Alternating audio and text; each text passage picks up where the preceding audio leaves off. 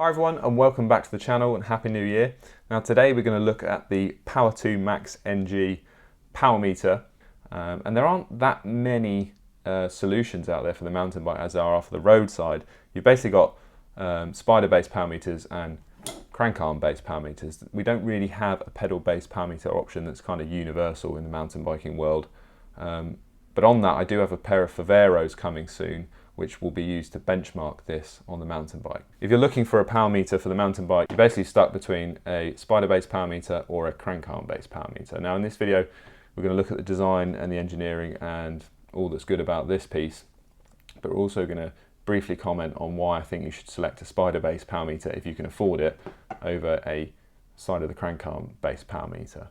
Now, spider-based power meters are designed as torque load cells or torque transducers from the outset. So everything is tuned to do one job. Now, a crank-based solution is basically a piggyback solution. You're taking a finished component and applying strain gauges to it and kind of doing the best you can to get a good signal. A crank-based solution is going to have lower strain on the gauges because it's not tuned, the strain isn't tuned up to give you, a decent signal to noise ratio. You're stuck with what you've got from Shimano. It's harder to cancel parasitics, and we'll come to that in a minute. So parasitic bending strains that might give you erroneous power outputs. And you're more limited to the strain gauge layout and how you can arrange the Wheatstone bridge of the strain gauge layout. And also questionable durability, as you can see from this one. The pod that's bonded on or potted on has got knocked off, and then once that happens, yeah, you're pretty useless because it's no longer hermetic, everything's going to die. So for a mountain bike application as well, keeping everything away from the ground is paramount, and that's why I think spider-based power meters are probably a bit more durable. Now I mentioned something called parasitic bending strains. Now what does that mean? Well, the whole point of a load cell, whether it's a pair of weighing scales, a load cell on a crane, or a torque load cell as you get in a power meter, you want to measure power in basically one direction, which is the pedaling force or the torque that's propelling the bike forward. But there are lots of other bending scenarios on the crank or any part of the bike that I call parasitics, which don't really contribute to your forward propulsion. So in the case of a crank arm based power meter, you've got the pedaling torque like that, and you do want the strain gauges to measure that. But you've also got other loads that really you don't want the strain gauges to give an output for. So you've got an axial force, which is when you apply weight to the crank, at the 6 o'clock position, the axial force is stretching the crank downwards. Now you don't really want the gauge or the bridge layout to give an output for that, because if you apply force to the pedal at 6 o'clock, you're not going to go anywhere because it's not in the power phase of the crank. So you don't want your power meters to start saying you're producing a torque or you're producing a power output when clearly you've just got your weight on the crank at 6 o'clock. Now, it's harder for these gauges. These gauges are laid out to cancel that kind of bending, but as you can see from Shimano, they don't really ever give us a symmetrical crank down the center line. Who knows that these gauges are going to give a common mode signal? I wager that the strain on these two and the strain on these two are going to be slightly different, even though this side of the crank is symmetric, this side isn't down the center line. So I can't say that these gauges are going to cancel the axial bending case perfectly. And the same goes for the twisting of the crank arm. That doesn't really contribute to forward propulsion. So are these gauges going to be common mode cancelling for that bending scenario? Again, because there's no symmetry in the crank. Of course, when we're applying our pedaling load, these gauges are laid out to be, quite sensitive to that. So the top two gauges will both be in tension, plus, and the bottom two gauges will be in compression because they're either side of the neutral axis. But yeah, that'll sum to give us an output, but in the other scenarios, they won't perfectly cancel because of the non-symmetry. And the signal to noise ratio of this is quite low. Moving on to the spider-based power meter, because again, that's why we're here. So the spider-based power meter is fixed to the crank on this spline. We'll get to that in a minute.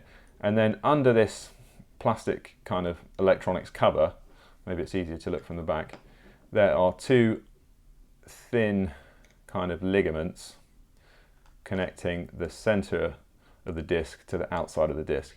So on this part, I think they're using a couple of shear gauges here and a couple of shear gauges here, and they're sensing torque on a disc basically. And the size of those ligaments and the thickness and the strain is all tuned to what the designer wants it to be. So if the electronics designer wants a certain millivolt change in microstrain, which is detected from microstrain, then they can design that ligament to the exact size that they want it to be to get the exact signal to noise ratio that they want. And this one you can't, you're basically stuck with what you've got. So that's one tick in the box for a spider-based power meter.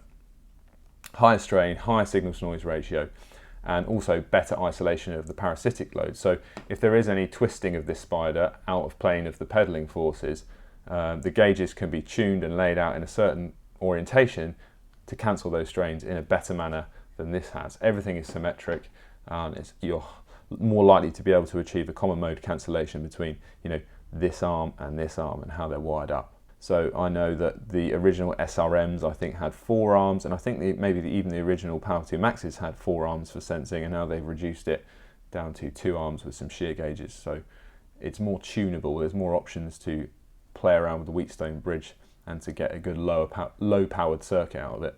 And just from a practical point of view, this being right in the middle, near the bottom bracket, under the chainring, some could say it's more durable, it's more protected from the ground. As you can see from my XT mountain bike cranks, they take an absolute bashing. I still think this is going to take a bashing just because of the way I ride the bike, but it's certainly more durable than something stuck on the side of the crank. So moving on to the unit itself, this part replaces the original XT Spider, which is a serious piece of engineering anyway, and we'll come on to that. But this part and its associated chainring, so I've bought a wolf's tooth chainring to go on here with a 104 PCD. That replaces the XT Spider and the XT chainring. Now Shimano really don't want you to take off this chainring from the Spider. It's kind of designed as one piece. The manufacturing of this is actually pretty impressive. You've got a forged Spider, some security Torx bolts here, and also a composite polyamide and ABS cover, which is basically an aesthetic cover to hide the forging parts. And it's also machined as well. It's got some machine flats on it. It's actually serious, like automotive level piece of engineering that. But anyway, the Power2Max Spider replaces that. So like I said, it's got 2 thin ligaments. This area under here is actually cut away, and the only bit connecting the center of the disc to the outside of the disc where the chainring bolts is these 2 thin ligaments. It's got potted electronics in here with quite a soft potting compound and a battery in there. So this has got a rechargeable battery on board. It's not a coin cell, and it comes with a charger.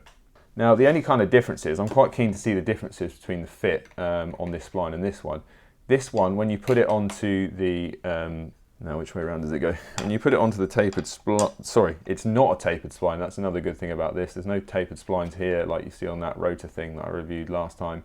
I'm glad to see there's no tapered splines because they're just a headache. There's a bit more, I don't know if you can pick that up. There's a bit more backlash on the spline fit on this one than there is with the original Shimano one. That's kind of to be expected. This is a secondary kind of supplier. Shimano know the exact spline tolerance and have the exact spline drawing of this. So when you slide this one on, yeah, it's hard to pick that up, but that's a much tighter fit. And also this has a knurled edge. So when the lock ring goes on, which is similar to kind of a Sensorlock disc lock ring, it's got that kind of anti-slip feature, that knurled edge to lock it in. But Power2Max haven't featured that on theirs, so they don't think that's a problem. So they've just, at the right torque, they're confident that's not going to come loose. And this looks to be powder coated, not anodized, which, I mean, it might be anodized, but to me it looks like quite a thick powder coating, which is quite unusual actually for aluminium components, but they've done that for a reason. I don't know why.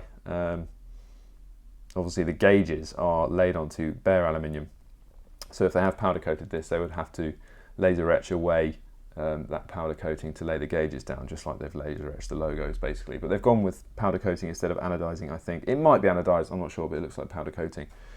So we're going to assemble it together.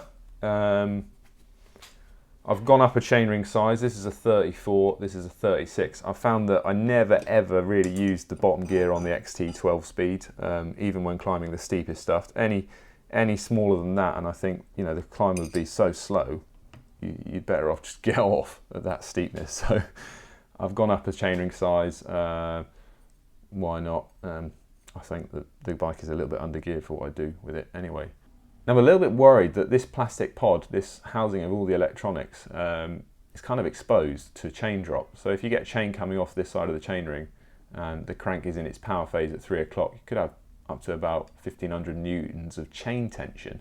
Now you're going to get a large component of that chain tension if the chain drop's going that way, and it'll basically just rip that off or crack it. So what I'm actually going to do is on maybe the top two, or maybe just one, I'm going to run one of the chainring bolts backwards so it sticks out a bit more. So if the chain jumps onto that, it should help it slip off this without damaging this.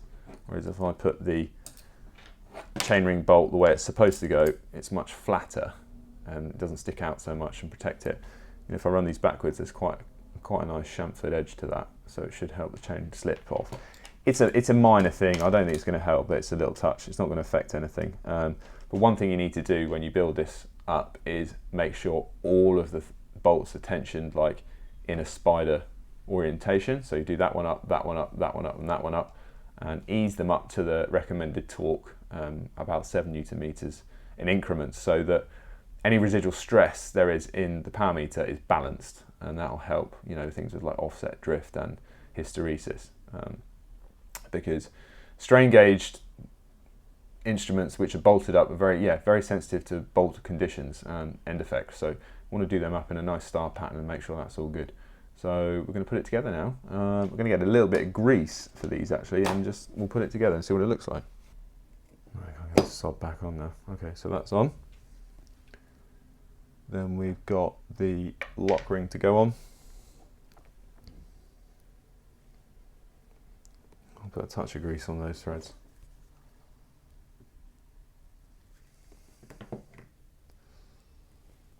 Slide that on. There's a nice rubber seal on that lock ring, so nothing gets down into the threads, which is a nice touch. Integrated rubber seal. So I do that up finger tight.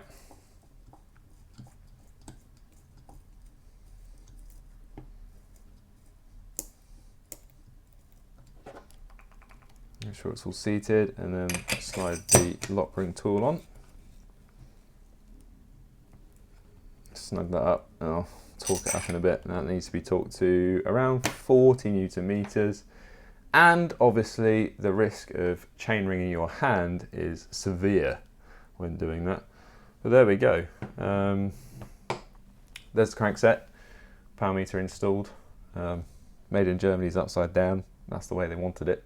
What can I say? Let's get it on the bike and see what it looks like. So there we are then, all installed. Stay tuned and we'll get out for a benchmarking against some pedal-based power meters. But yeah, I think it looks quite cool.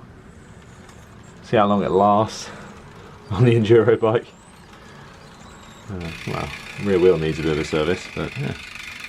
Straight install back into the threaded bottom bracket. No problems whatsoever. Cheers, I'll see you in the next one.